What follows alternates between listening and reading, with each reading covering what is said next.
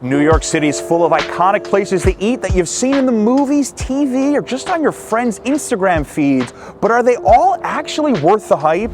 Today we'll be visiting New York's most popular tourist eateries to see if they're overrated. This is New York's oldest running deli, established in 1888. It is iconic. 2 different locations, and it also may have New York's most expensive sandwich, the pastrami on rye, 26 bucks. This is pretty much the one spot in New York City you're guaranteed to find a line, like any hour. We've got Greg with me, my food insider, native New Yorker, and Katz is one of the most iconic spots for you, right? Oh, legendary. One of New York's ultimate institutions. One of my favorites. I love it. It's a very polarizing sandwich. So let's see.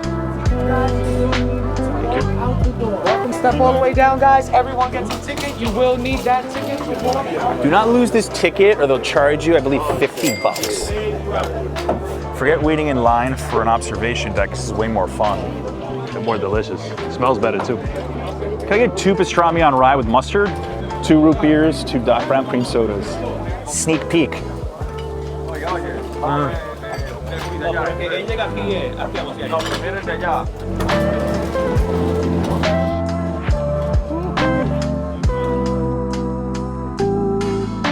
The pastrami and corned beef here is cured over the course of 30 days, which is much slower than your typical deli. Looking at this sandwich, we've got pastrami that's been brined, dried, seasoned, smoked, and steamed. Then we've got that healthy coat of mustard, creating maybe the most iconic sandwich in New York City history. I love it. I love the thick cut of pastrami. I love that black bark on the outside. It's so tender. You already get that little taste when you're waiting in line. Oh man. Been waiting all day for this.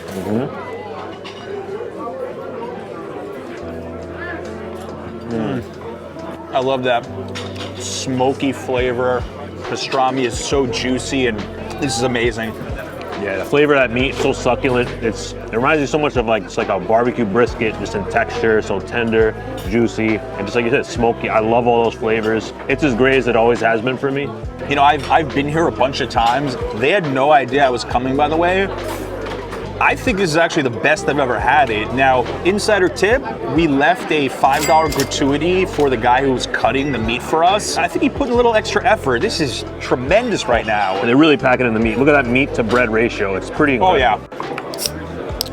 Since 1869, Doc Brown's. Now, I've had a lot of old-time New Yorkers call me out for not ordering this enough whenever we do videos at delis. And I'm just getting into this.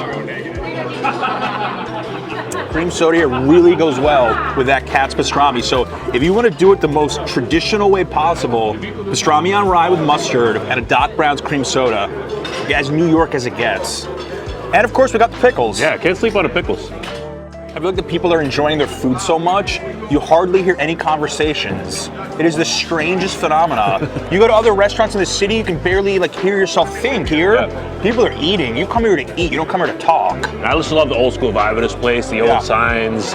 It's very much a throwback to the LES, old school New York. I'm in YouTube. Oh, thank you. You guys enjoy it here? You think it's worth it? Maybe, maybe. Now I gotta ask you, 26 bucks, overrated or not? For 26 bucks, I say no, especially with inflation of a price of beef, I say no. It can feed 2 people or 1 very hungry person. I've done it before, maybe regretfully, but I still say it's worth the 26 bucks. Also, you're paying for the experience, for the history. That's not something you do every day. I'm gonna have to agree. I think if you're a tourist and you're a big food person, just to come here, have the experience, to order it, to get that sample of the pastrami, once in a lifetime, gotta try it. Definitely worth it. This is the move. You get Joe's, go across the street with your slices. Oh, for the whole family. Yep, I've done it. I like it. And we're gonna do it. Yep. Joe's Pizza, founded 1975. It's a Greenwich Village institution. Most famous probably for being in Spider-Man. Tourists are absolutely obsessed with the place. There's 4 other Joe's around New York that are affiliated with this one, and then there's other Joe's that aren't affiliated with this one. It just gets confusing, but this is the OG right here. We're not even the only vloggers here, okay? Okay, 4 regular. To go.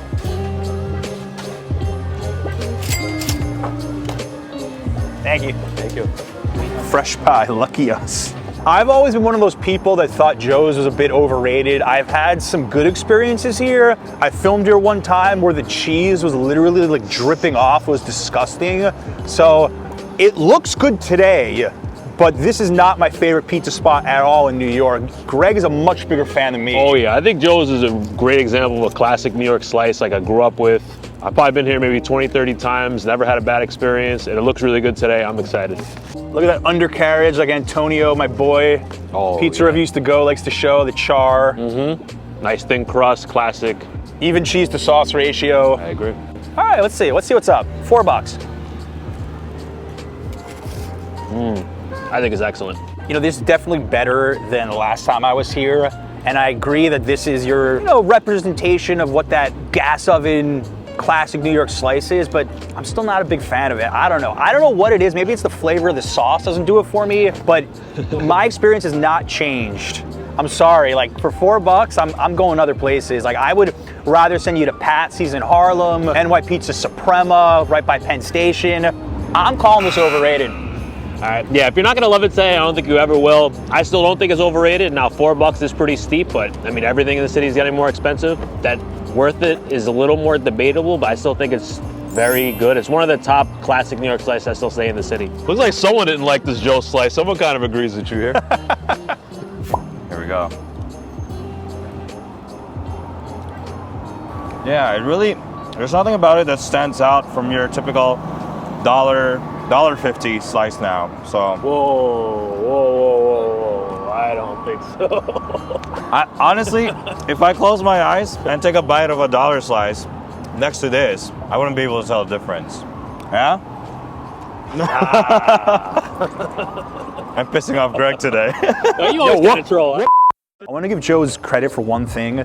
I lived in the Village during the height of the pandemic, and they were the only pizza place that was still open, the only slice shop. I will never forget that about them, like their commitment to the community. So for that, I think they're absolutely an institution locally. So you probably heard of all the places in this video, your Joe's, your Katz's, but if you want to go on a really cool food tour that I recommend to all my viewers, Greg takes you on a street food tour of Queens to places you've definitely never heard of and you need to hear about. You want that native New Yorker perspective. His tours are the best, link in the description. So as you can see, tourists are really into Magnolia Bakery, which opened right here 1996. And it blew up to fame because of a cameo it had in Sex and the City. They've got 8 stores in New York and 30 around the world, including Saudi Arabia. While they're most famous for their cupcakes, I wanted to show you guys the banana pudding, which I actually think is the reason you come here. Could we get 3 small classic banana puddings? So I had the good fortune of living in Greenwich Village for almost 10 years, and my wife and I definitely would stop by Magnolia Bakery just for this banana pudding. Insider tip, order your banana pudding in advance on their website. It'll just be sitting there waiting for you. You don't even have to spend any time in line. This is one of those really hyped up spots that I think lives up to it, but you've never had the banana pudding, I never had the banana pudding. Now, my old office, they would always order the cupcakes. I got sick of them. I'm not really that into cupcakes personally, so I'm very curious about the banana pudding. All right. Ooh, nice banana aroma for sure. It looks like ice cream, but it's got a much softer consistency, which you'd expect from something like this. So yeah, give it a try. Let me know what you think. What I like about it, it's not too sweet. It's like just the perfect amount of banana flavor. And you really enjoy that texture of the pudding too. I think it's pretty good, not terrible. I'm gonna say overall overrated. Out of all 3 spots, I would say maybe this is the biggest tourist trap in the wall, but I don't think it's necessarily bad.